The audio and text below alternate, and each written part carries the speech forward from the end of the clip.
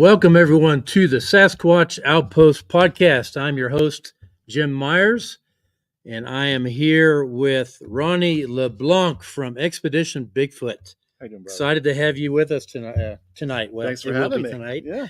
Hey, we are actually in Estes Park, Colorado for the Estes Park Bigfoot Days. This is year 5, I believe. They took a couple years off during COVID. And I woke up this morning at my hotel here in town and saw snow coming down. I thought, oh man, how's this going to affect our Bigfoot days? But it's sunshine outside right now, and it's a great day. And I think it's going to be a fun-filled day with Ronnie and Russ. And who else is with us? Renee. Thank you. Yeah. So the weather's always an issue at this particular event. At least today we don't have the wind. Usually we're trying to hold our canopies down, and we had snow, but we had no wind, so we are good to go. And we've got a live audience. I'm just going to switch the camera over so you guys in the podcast can see. So in the podcast, we're going to give these folks the opportunity to ask any questions they have of Ronnie or myself, and hopefully you guys can be thinking about that ahead of time. So Ronnie, there's a few questions I have for you before I put it back to the audience, but this is your 4th season, right? With Correct. The show. Yes. And I think I saw that you guys have done 46 episodes, or have you done more than that? That's about right. Okay. Yeah. Yep. So let me just get this out of the way. So I would love to know, just to start off with, going back before Expedition Bigfoot, kind of where did your interest in Bigfoot start? Man, for me, I spent a lot of time in the library as a kid. I was really into anything nature, animals. I'd walk out with stacks of books. And I remember walking by Lauren Coleman's book, Mysterious America, with Bigfoot on the cover and Loch Ness. And I was like, whoa, hold up. What's this? How old would you have been? I would say I was probably 9, 10 years old, something like that. Great. Read that book, was hooked. This idea that we have creatures running around that we haven't classified or discovered yet was really fascinating to me. But this idea of Bigfoot was something that I just kind of zoomed in on. And I had no idea that where I live now and where I grew up was such a hot spot. Which is where? So I live in Leominster, Massachusetts, which is the birthplace of Johnny Appleseed, who's a real guy. His name is John Chapman. And I didn't know he was a real person. He was a real person. And what was interesting is the Native American tribes that interacted with him said that he knew the woods better than them. This guy, he was almost like this shaman type figure. But we have a place nearby in Leominster called Monsterland. And this was a place that there's sand dunes and power lines, and our friends would go ride bikes. So you see people on 4-wheelers.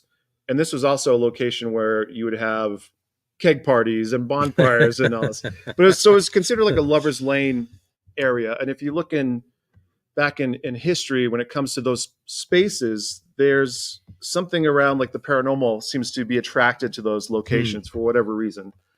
But I had a friend, some friends that would go and ride bikes there all the time. And I lived 5 houses down from this school where in the back there was trails that would lead to Monsterland. And oftentimes my parents had the great idea of having me take piano lessons in the summertime at the house.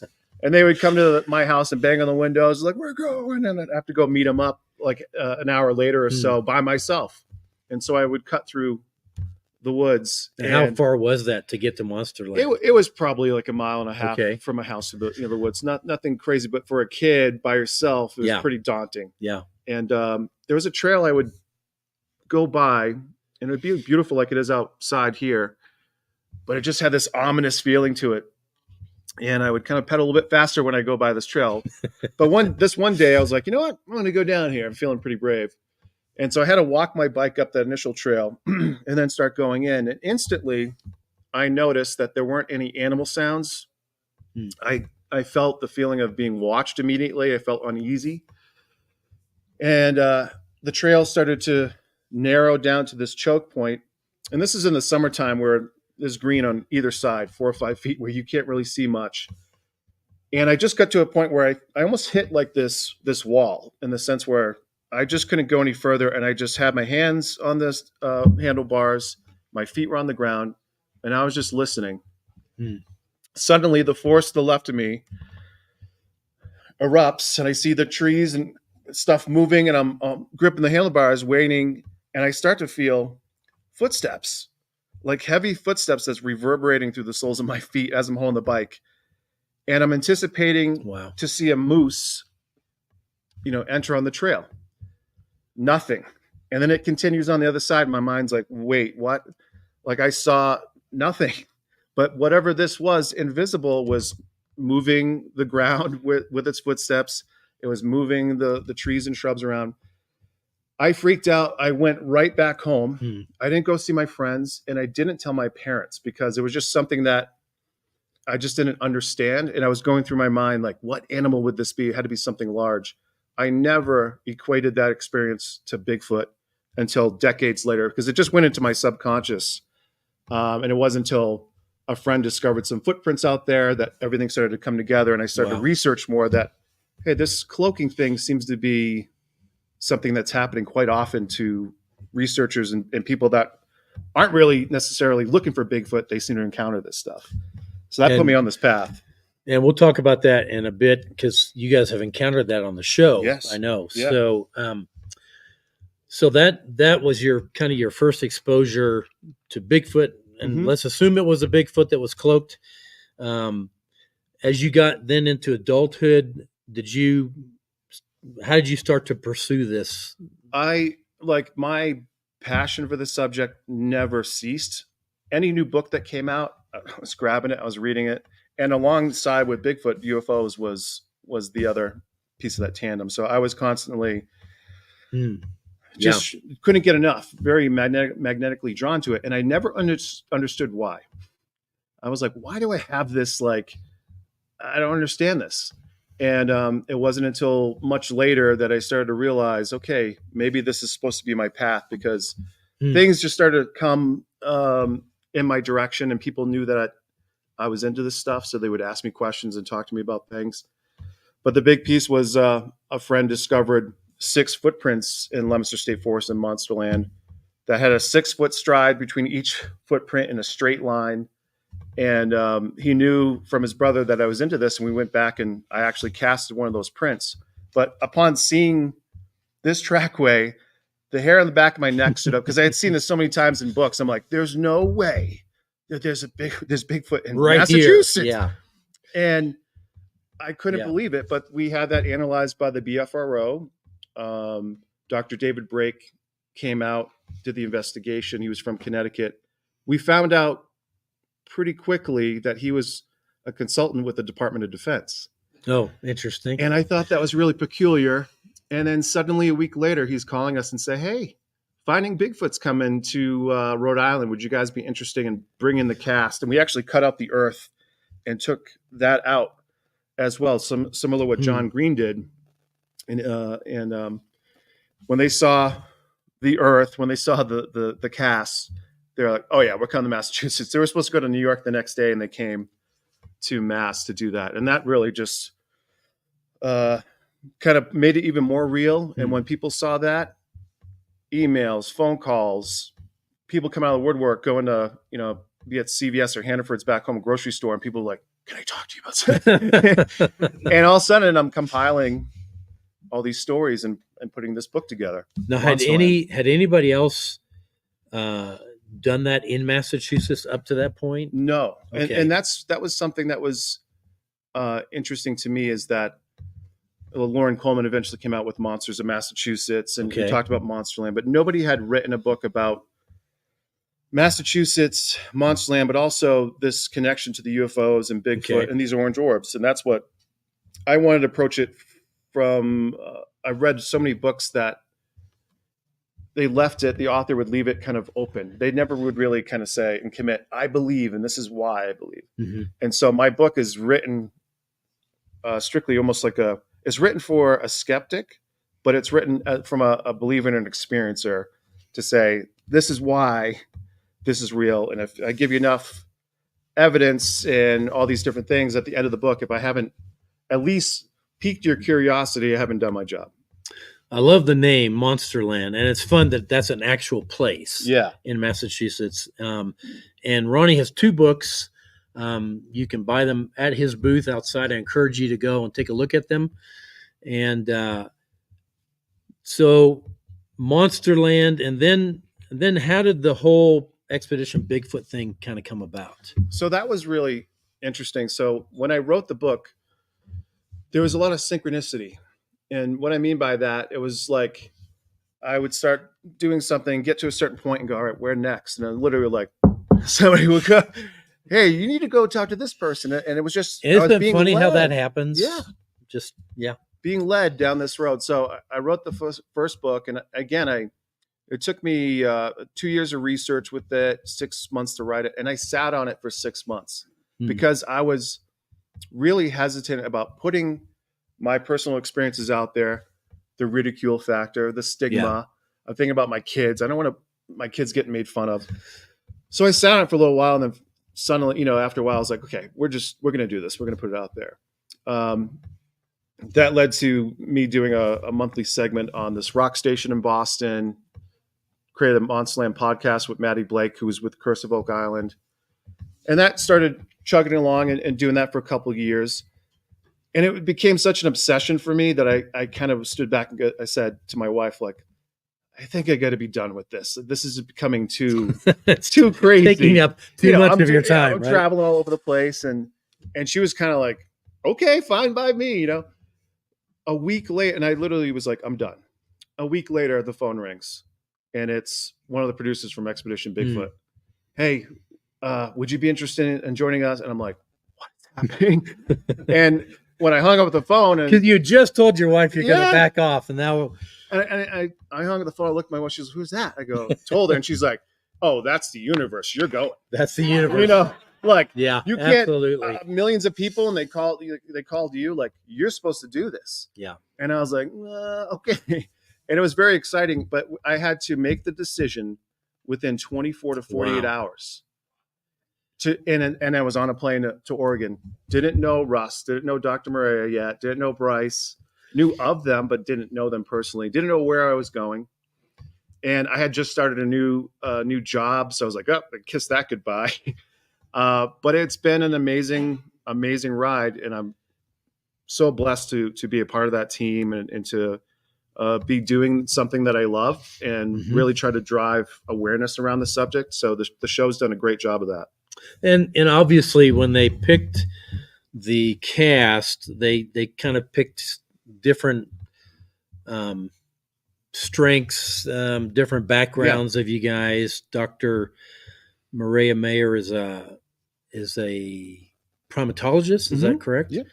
And Russ, just badass. Just badass. Russ is pretty amazing, dude. I consider him like my big brother. Survivalist, 16 years in the military, in the Army, but just has that, his place in this is, flesh and blood, you know, but he's starting to see all that high strangeness that kind of is associated with it. He's kind of, all right, what's going on?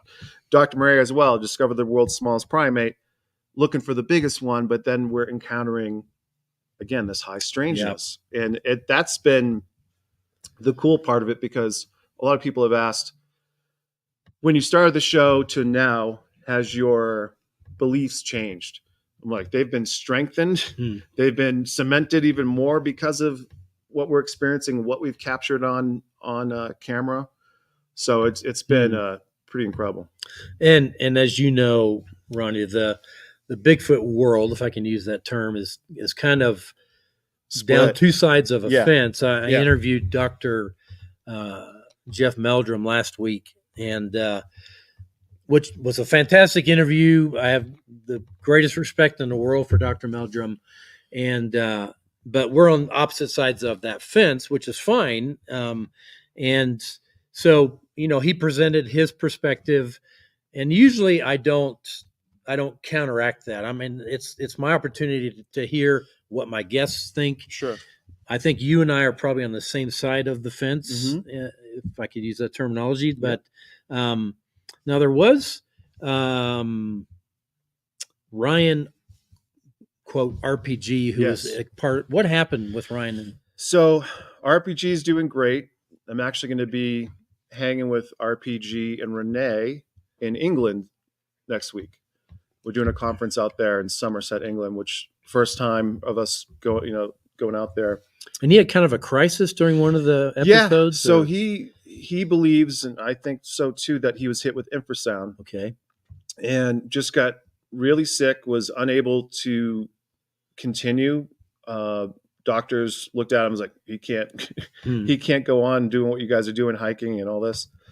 What season was that? This was the first season. Okay. So within, I think they might have filmed 2 episodes and this happened. Yeah, I remember that. Yeah. And literally the production was halted and they didn't know what was going to happen. So I came on board. There was a lot of pressure to kind of fill his shoes, but RPG and I, like you, share very similar belief systems on this subject.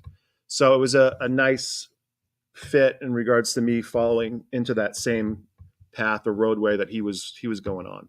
So do you find yourself on the show when you guys are out in the woods thinking to yourself, I know I'm going to convince Russ and Maria sooner or later? Yeah. I don't know where Bryce stands. Bryce is kind of in our school of thought. Okay. Yeah. The correct school of thought. Yes.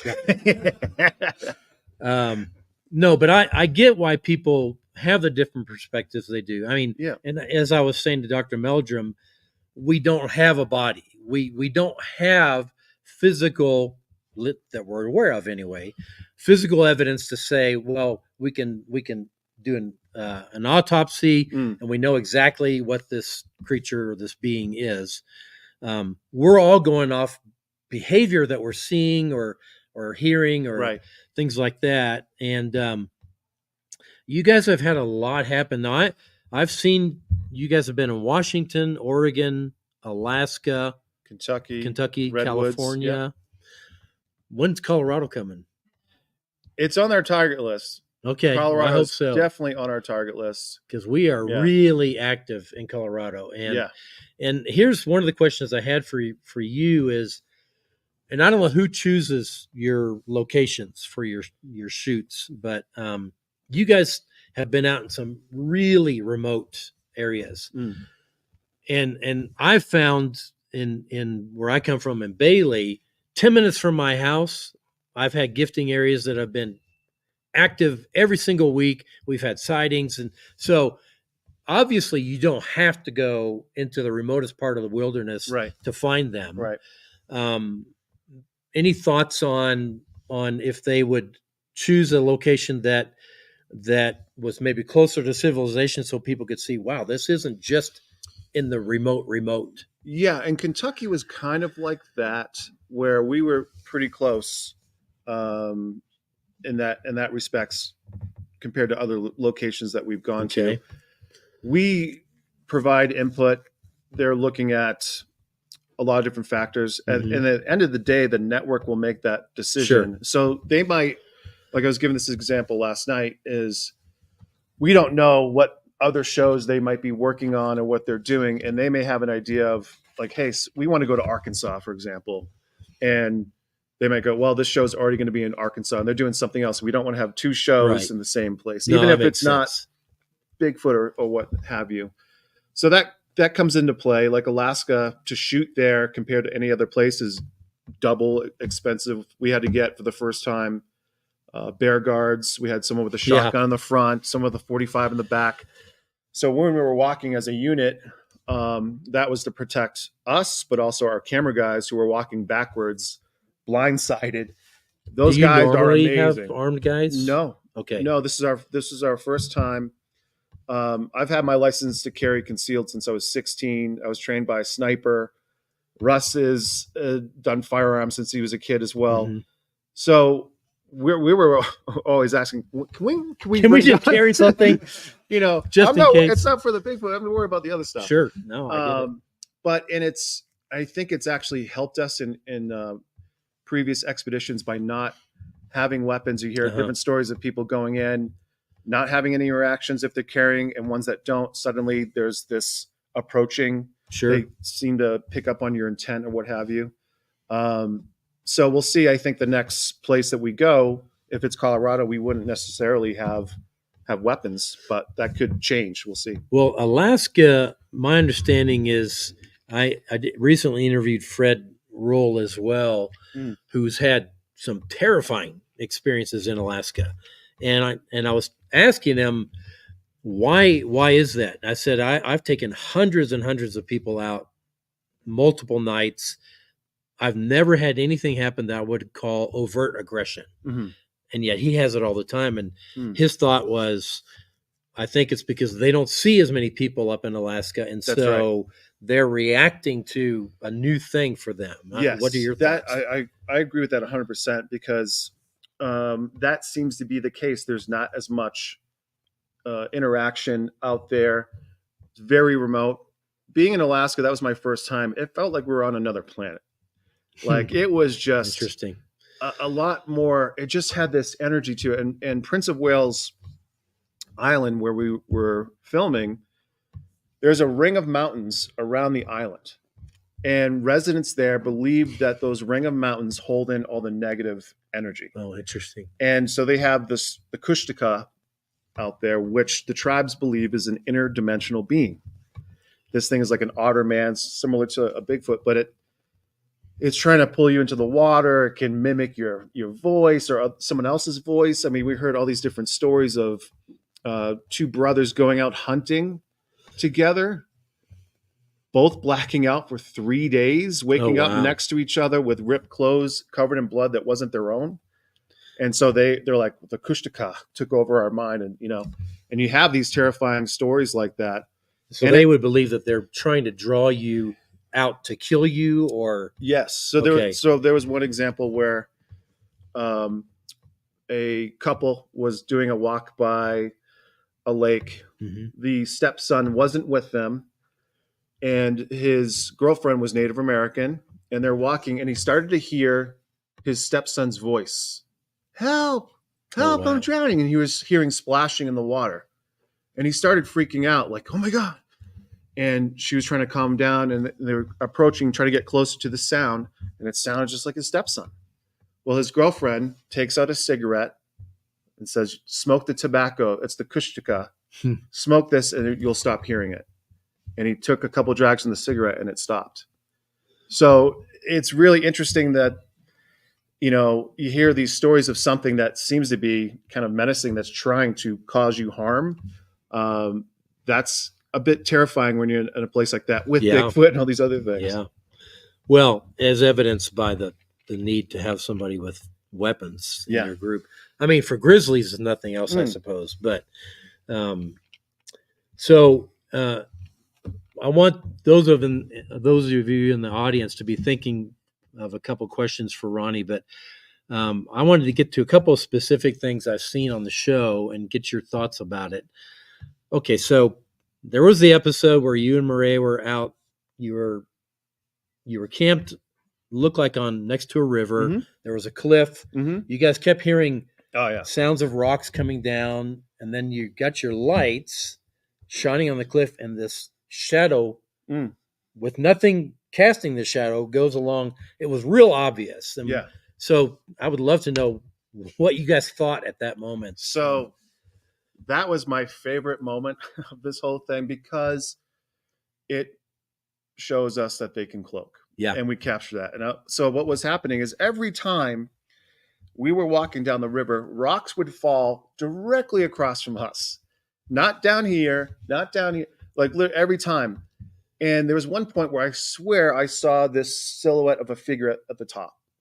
And I kind of did this double take, and it continued to go on. And the network actually edited this out. Oh, interesting. Me talking to it. Oh, wow. So I said, we know you're up there. Show yourself. And about a minute and a half later, it showed itself. And the way it did it is all these rocks started coming down. It sounded like an avalanche. And Dr. Murray and I turned really quick, and this river that was between us, there's a rock wall about 50 to 60 feet. There was nothing in between us, but there was something paralleling us the whole time as we're going down. So when all these rocks started falling, it got our attention. We turn, and I wish I tell everybody this. I take my eyeballs out and show you what I saw. But our flashlights, if you ever done a shadow puppet as a kid, and you have your hand and create the shadow on the rock wall, this thing walked into our lights, and it projected the shadow of its form on the rock wall. Now I could see hair on the outline of the shadow, and it was walking just like the Paris and Gimlin film. I'm like, and you hear there's a lot of F-bombs going off between the two of us. I don't remember that in the show, but if you go back and watch that, and I encourage you to do this, if you go back and watch that, you will see a reflection of the shadow in the water. So I didn't notice that. Wow. And we didn't know if the camera guy had caught it behind us. We don't know. And I was like, please tell me you caught that. Like, what are you guys talking about? Like, you didn't see that? And when they actually were like, hey guys, you're gonna be excited to see the footage that we got. Like, everybody was talking about it, and no one had an explanation except for me. I'm like, this is cloaking. This is what people have experienced. How they do it, I don't know. But the big thing that I was curious about is, why did the network edit that out? And my belief is there is a sort of keep certain information from getting out, and that information would indicate that Bigfoot, they know what we're saying. They can understand what we're saying, which would also indicate that they are maybe more human or something else, that they're not just a mammal. It understood and actually did this. And we've been in different situations where Dr. Rebecca Foster in Ohio, and I'll talk about this later in my talk, that she had telepathy being communicated to her from this Bigfoot and saying, get ready, I'm going to run from this way to this way right in front of you guys. And sure enough. Well, those are kind of radical concepts for a lot of people. And I think maybe the network thought, okay, we're going to be pushing the envelope a little too far if we put this in here. Yeah. But I mean, obviously they had the final call on the edit, but I wish they had left that in there because I think they do understand us. Yeah. And it also was, because my action of saying, show yourself, and its reaction was to show itself. I think that's important because other people may have been like, I've experienced that same thing or I've seen this. And for me, it was a win for the woo to have that woo win, revealed on there, because it's something that has been kind of pushed aside for so long. And now UFOs and all these different things are starting to come into play. Things are starting to click a little bit more, it seems. Anyone from the audience have a question for Ronnie? And if you do, I'll have you come up to the middle here so that my camera can pick you up. Yeah, come on down. And what you said earlier made me remember what happened with that clothing and stuff that you guys found. Oh, that Bryce found? Yeah, Bryce found. I believe, I know he contacted the police department. I'm not sure if we got anything from that. I don't think we would have heard if something was disconnected.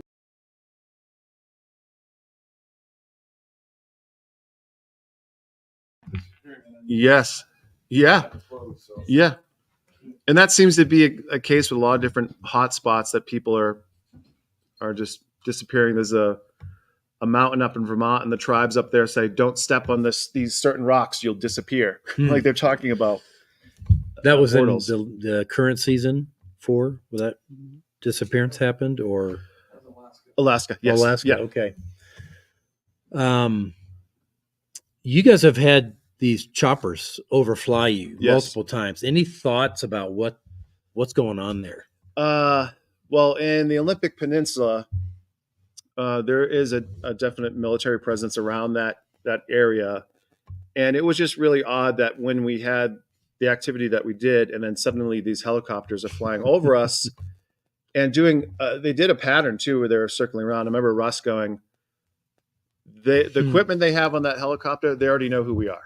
Yeah. Like just the scanning technology and all these different things, facial recognition. He was like, they already know who we are. Or maybe they came because they knew who Possibly, you were. yeah. And it was just really curious because people have talked about seeing these unmarked helicopters or black helicopters, and that was it. Kind of perked us up, like, oh man, we're really kind of pushing the envelope. Well, it's kind of the whole Men in Black Yeah. theory about how that relates to Sasquatch research. Has your team ever been approached by anybody in all the 4 seasons warning you about anything? I've been approached by people at conferences like this. Okay.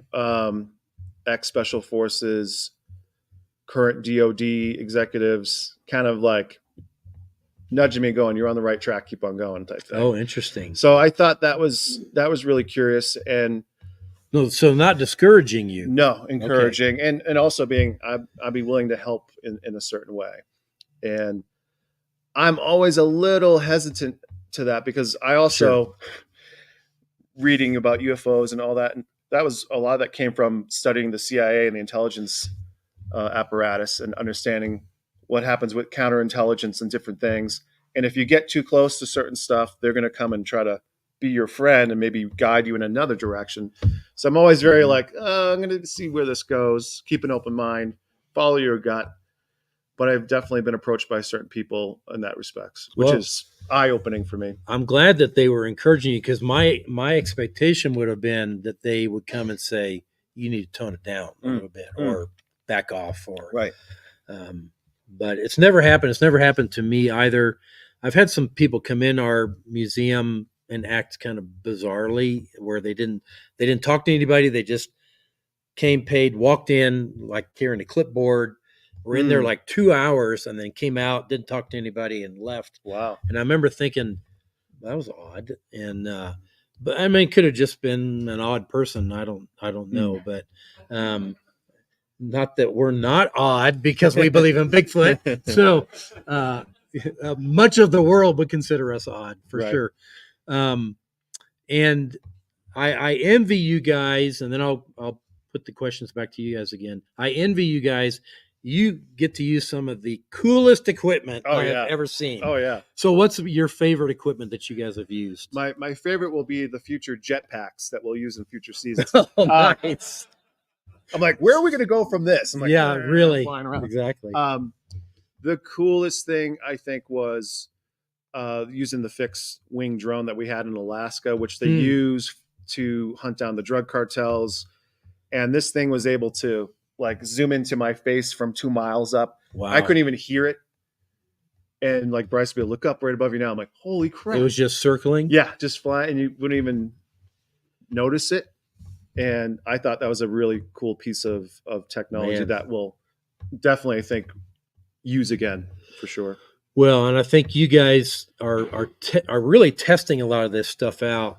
I loved the episode in season 3 when you had some young guys come in and they had these tethered drones, so that they were tethered, meaning they had a power line going up to them and they could stay up there for 24 hours indefinitely, which was a huge advantage because usually, I mean, my drone is like 20 minutes and you need to head back, and so you could just be at a point where you're seeing something and it's like beep, beep, beep, low battery, head back.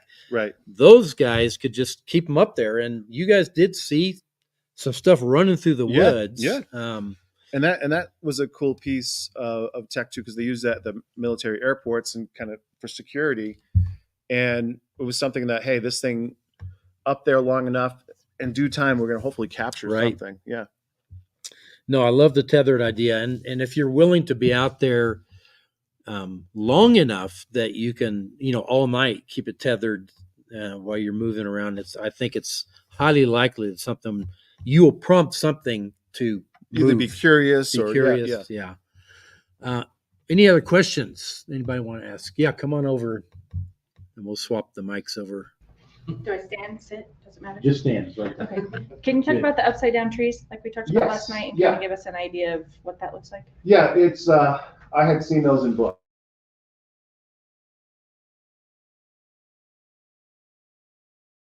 up there. We don't go up there. Those are their markers. Other people would say those were helicopters dropping them like lawn darts to kind of create this thing.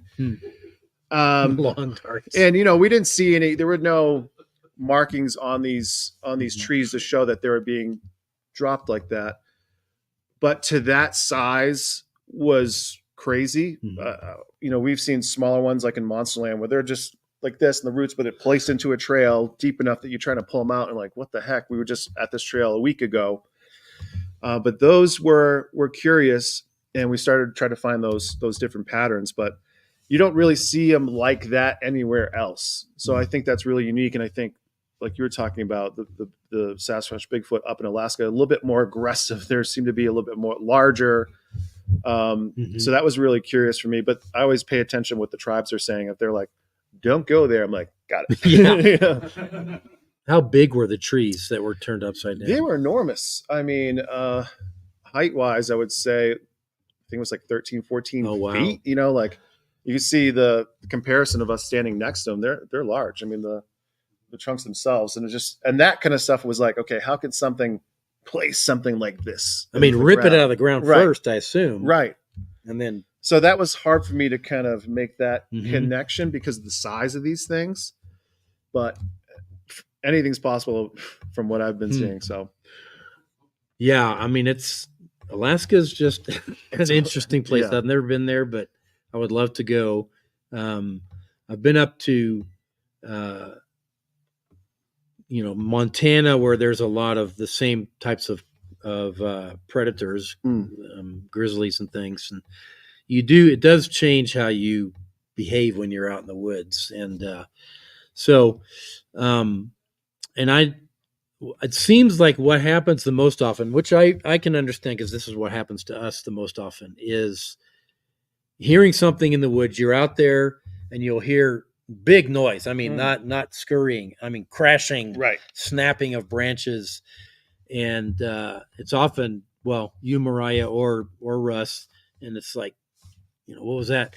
And I've noticed several times your cameramen have been really freaked out by the noise. Not that you guys weren't, but my favorite thing in the world is seeing like our camera guy go, what's that? And like back in the camera, and you're like, and yeah, these guys are badasses. Like just what they do. One of our camera guys slipped and fell off a cliff, like dropped. He could have dropped even walking backwards. Yeah, wow. And you just see him go whoop. I'm like, oh no. And so there's a lot of harrowing situations what those guys are dealing with. But when there's activity around us, so we're like when Maria was sitting down and across the river, she can't see anything but pulls up the FLIR, and there's something sitting there with like what looks like orbs hovering about, and they're like, what is going on? That people are freaking out when that stuff happens. And again, you have to be, I have to see it to believe it for me to go, okay. And we were having a lot of that happening over and over, where the camera guys are like, all right, there's some stuff going out here. Well, and they're there to do the job, which is to film you. They're not Sasquatch researchers. So a lot of this, I mean, are these guys convinced, guys or gals? I don't know if they're all. Yes, they are now. We've worked with the same crew since season 1. We've had, different people in and out, but our core team, camera guys, producers have been the same. So we operate as a family. We get to the point now where people know, we know what we're doing, in the sense where we don't have to communicate verbally, where it'd be like little things, and they know if there's something, I'm going to run towards it. So like, run after me. Oh crap. Here he goes again. Yeah. And you always have the same cameraman with you. Typically. Okay. Yes. Yeah. And that's what makes a big difference too. You just have that working as a team, just know each other what to do. And when certain situations get a little heated, I always look over, oh, they're freaking out. And you've had some things thrown, particularly you, I think. Yeah. Redwoods. Thrown at you and landing near you. So that was in the Redwoods, and I had talked to them about, hey, I really want to meditate out there and see if I can pull something in. And at first they were really hesitant to do it, and we ended up doing it. And the reason I wanted to do it is because we got to this certain spot that it felt like you walked through this curtain and the energy was, I felt like we were in their backyard, so to speak. And so I said, I wanted to do it in this location. And so meditating, and after 20 minutes, you get your senses kind of pick up on everything. And suddenly there was like something behind. You could just feel this energy. And I was like, oh, I think we're ready now. I think something came up. So we start walking down the trail, and suddenly here comes a rock from that location of where I felt something right in front of me. I'm like, oh. I mean, how big of a rock like was this? It just rolls off. And that was the first time it ever happened to me. I'm like, okay, I'm going to go a little bit further. And I'm talking out loud, communicating. Like, here comes another one. Boom. It lands right, doesn't hit you, lands right in front. And I'm like, all right, I'm going to push a little bit more. And once I got that third one, hit, and I felt like, okay, any further, I'm expecting a log to come over next. Like you're not listening. Why do you keep on moving forward? And so we stopped, and we started to kind of come back. This didn't make the show. There seems to be a lot of these edits. So the cameraman, put the camera down for a second, and I decided I'm going to relieve myself on the trail. And as I'm urinating on the trail, I realize what I am doing. And here comes another rock. Boom. Like I'm like marking their territory. I'm like, sorry.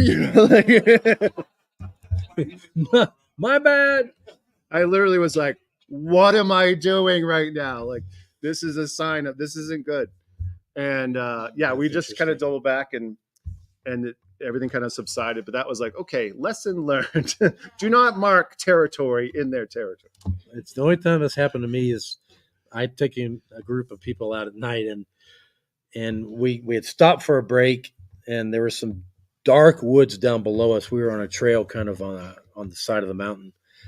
So I went ahead of everybody else to relieve myself. Right in the middle of it, I hear this scream, loud scream down from the woods, and I was like, "Ooh!" And I wasn't sure if they heard it or not, so I quickly finished and ran back, and they're like, "Oh yeah, we heard that." And I said, "Who wants to go down in those woods?" They're like, "We're good." So, another question. Yeah, come on up. Yeah. Oh. Yes. Hold on just a second. Oh, it did? Yeah. Oh, interesting. Okay. Quick pause. I think go ahead and ask the question. I think we can hear you through our mic. So, yeah. Question about cloaking. If you think there's a creature close by and you can hear him and you know he's close and you can't see him, you think it's cloaked. Will it show a heat signature with it? Oh. It's a good question. Just rephrase it in case someone didn't hear that question. Just like, so he was asking if there's this feeling that there is something cloaked, would it come up on a thermal? Okay. And in Maria's case, that was what happened, where she couldn't see something, but then when she pulled up the FLIR, there it was. We can only see less than 1% of the visual spectrum, so it's very easy for things to kind of like pop out of our vision, so to speak. Mm-hmm. So understanding how that cloaking, is it their hair? Is there something else happening that's causing that? Yeah, we don't know. I mean, it's a fascinating thing. It's kind of like I don't know if you guys have ever observed the predator effect during the daytime of shimmering of something that's there, and you can see through it, and then that shape moves, and you're like, whoa, that's actually something. It's not just a atmospheric phenomenon. There's something there that is disguised. Yeah, my wife, when I had left, we moved to our new house, and 7 days later, I have to leave for Alaska. Wifey wasn't very happy. Okay. Yeah. But when I was in Alaska, I think it was like 2 or 3 days after I started filming, and she was taking 2 of our kids. We live right next to Barrett Park, our property butts, and then Leominster State Forest is down the road, Monsterland.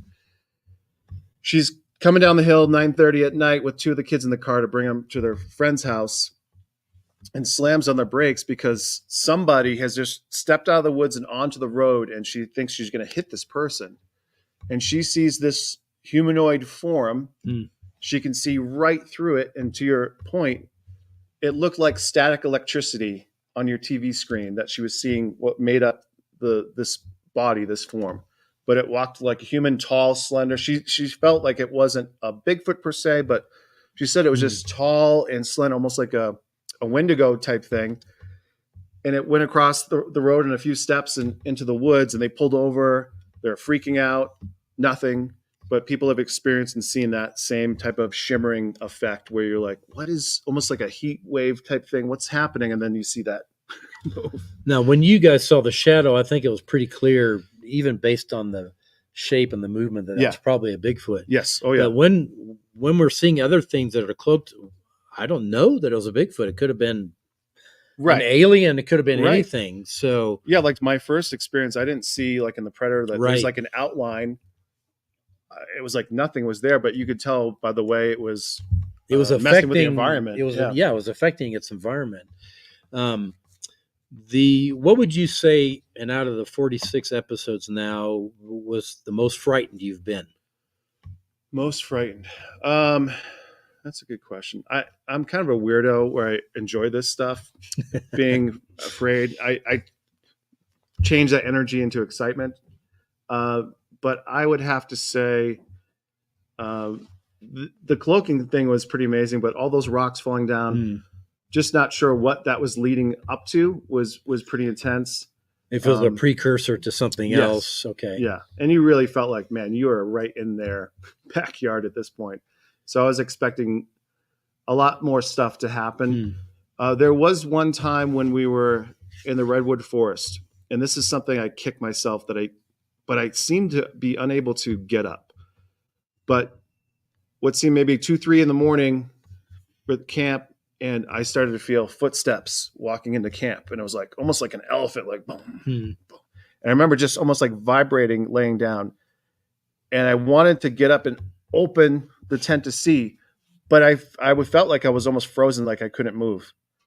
And once this whatever came in the camp, which we think was a Bigfoot, walked off, and then I was able to get up and open it, and it was gone. But it was, I've never had that feeling being almost frozen where you couldn't, to the point where there was a fear involved. Like I was like, oh, what is this? And that's something I kicked, like, hey, you're supposed to be doing this, get out there. But I couldn't move. Well, it's a vulnerability. I mean, we are vulnerable when we're out there, especially if you're not armed, and not that being armed would help you with a Sasquatch. But it's funny how we feel safer if we have a gun when I don't even know that we could kill a Sasquatch if it came to it. So I think to me, it's for bears and lions here in Colorado. And so come on in, sit down, folks. No worries. Just grab a seat.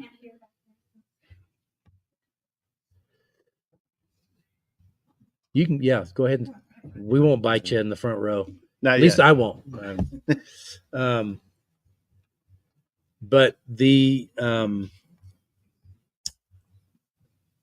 interesting, the feeling of fear, like you were saying, of kind of feeding that and going towards that sound that you're hearing, and, which is I'm amazed sometimes watching you guys that. And Maria, I mean, just running through the woods towards this sound, and I'm thinking, she's got guts. I mean, I'll give it to her. I don't know if her camera guy is feeling as confident as she is, but but the one phenomenon that I've noticed a lot here in Colorado, and I wondered if you guys have, because I haven't seen it a lot in the show, is eye glow at night, not shine, not reflected, but emitted. Right. I have a really amazing experience with that off the show. We were in Salt Fork State Park, Ohio. It was actually 4 years ago for Bob Gimlin's birthday. Russ and I were at the conference, and 12:30, 1 o'clock at night, we had a couple drinks at the bar, and it was myself, Maddie Blake, Dr. Foster, and Jeff Byers from Creature Replica. And we were walking from the conference center, parking lot, woods, and then the cabins where we were staying. And in my book, I talk about these orange orbs. And as we're walking, I look over and I see this thing in the floor. I'm like, get out of here. I'm like, guys, all right, we got something. So we go to the tree line. We're looking at this thing, and Jeff Byers like, shut off your flashlights. So we shut off our flashlights. And this thing's just kind of dancing around. And it dawns on me, I'm like, this is somebody messing with us with a red lamp on their hat. You know, we're at a Bigfoot conference. Come on. So again, me talking to things. Hey, get out. We know you're in there. Get out of there, you know. And I started thinking, was this Russ? Because Russ was taking care of Bob. And I was like, he wouldn't be up this late. So it can't be Russ. And so I pick up a rock and I said, I'm throwing a rock in there. You better get out of the way. I throw this rock and I hear it thud right below where this orb is. And this orb goes, breaks into 2 eyes, and a 7 to 8 foot shadow starts going back and forth. And the eyes are glowing in front of us. We're like, and we're freaking out. And suddenly Jeff says, get ready. They're going to start surrounding us. I'm like, Oh, boy. they? And we start hearing tree breaks on the right. And then off to the left, we were hearing this, and there was a pool of moonlight coming down, and I saw something walk into the light that I didn't see before or after, just almost like Washington State. 7 foot-ish, grayish hair, almost no neck. I saw the shoulder and this head just walk through. And I'm like, what the? And I turned back, and Dr. Foster is bent down like this, and the eyes in the shadow is gone in front of us.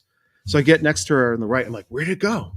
She's like, it's still there. It's off to the right. She said, get ready. It's going to run in about 15 seconds from right to left. And I'm like, how the hell do you know that? You know? She goes, it just told me. Oh, interesting. And in 15 seconds, this shadow, about 8 feet tall, and you could see the silhouette of the trees and the night sky behind it, you know, lighter. This shadow goes right in front of us and probably covered a good 10, 12 feet or so, maybe more. And what terrified me was not the fact of how close this was, which I would say maybe 100 feet, 60 feet, I don't know. It didn't make a sound. There weren't footsteps, leaves, branches. It floated across. And that was like, holy crap. But when I see those eyes, you talk about it, it's not eye shine. It's glowing. There's some kind of bioluminescence happening where it's actually glowing. And I've seen a trail cam footage of a Bigfoot by this well, and its eyes are just glowing, and it's holding a little baby. So there's something that they have this capacity. We just recently learned too that humans glow. We can't see it with our naked eye, but I bet you Bigfoot can. And we must walk into the forest looking like a flashlight. We're like, here they come, these fools. You know, we're like trying to be quiet. So yeah, that experience was pretty incredible to experience. And then that orange orbs, that connection, when you see this thing and it actually becomes a Bigfoot, was mind blowing.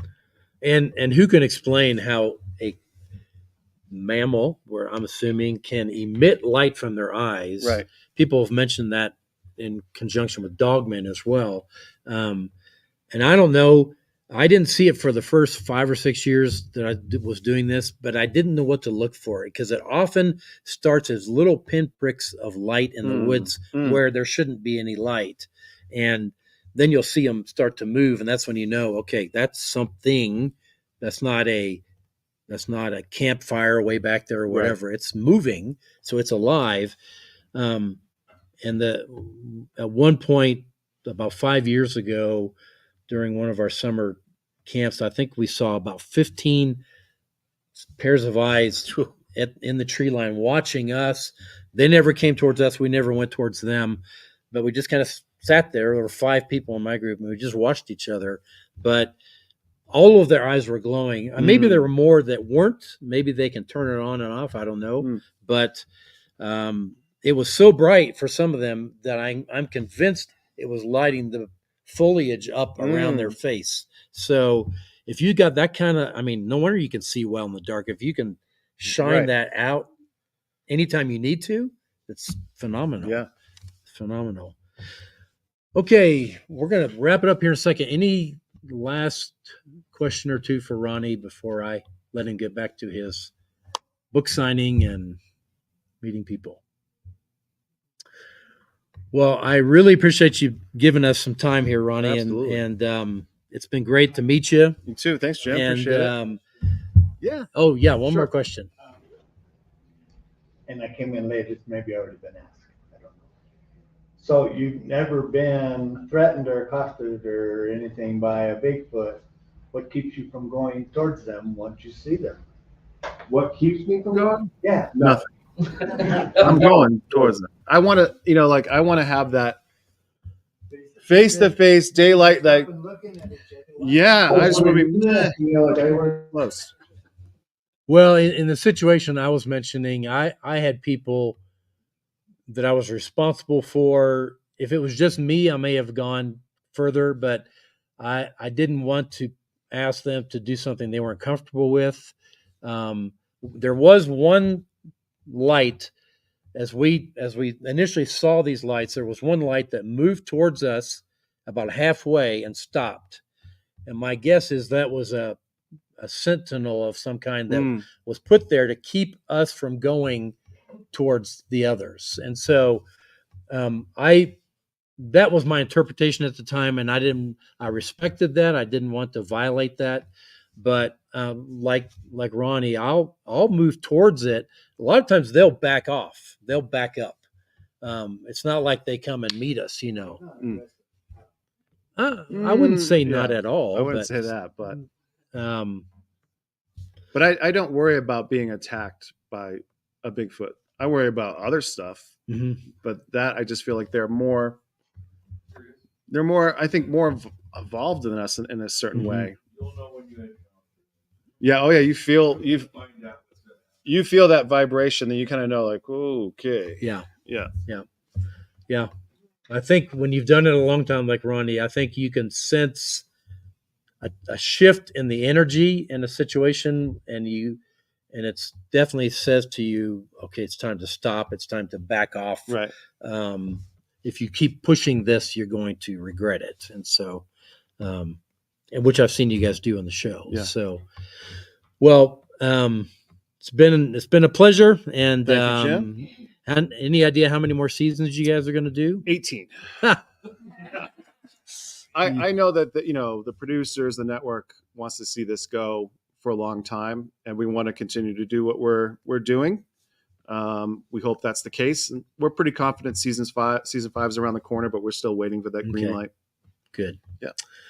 All right. Well, for all of you here in the audience and those in podcast land, keep on squatching, and we'll see you next week. You guys.